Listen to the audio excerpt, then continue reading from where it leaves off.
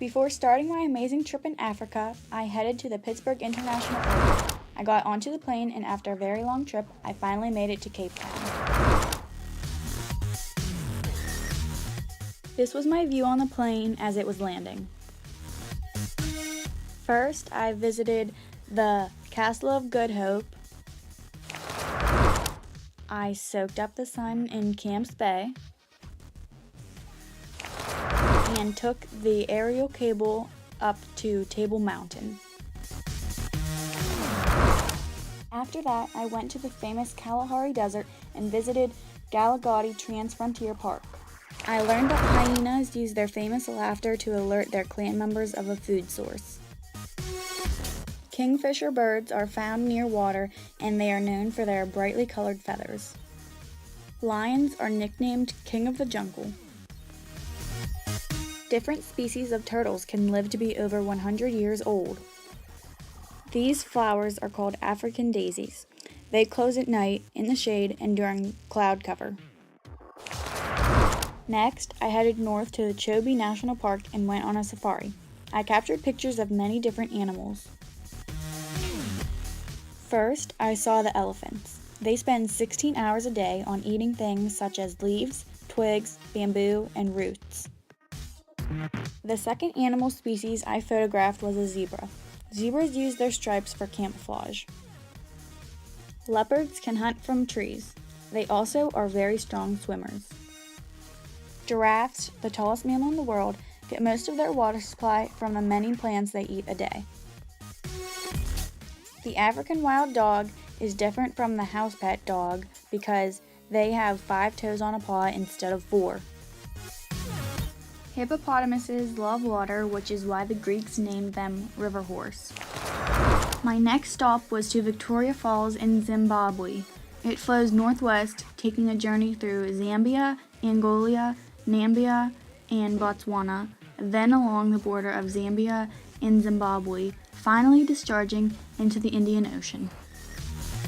At Victoria Falls, I went ziplining across the river, and I went whitewater rafting down the immensely difficult, long, and violent rapids.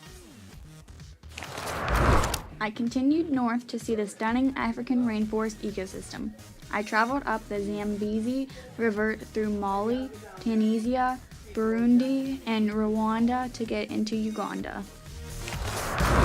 I went to the Kabale Forest National Park and learned much about all the amazing wildlife.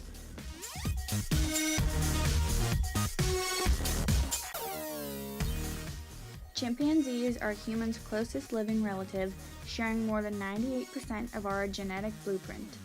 They live for an average of 45 years. Although chimps and humans are closely related, chimps are coming to be endangered. Then, I went east into Kenya to see what urban African life is like.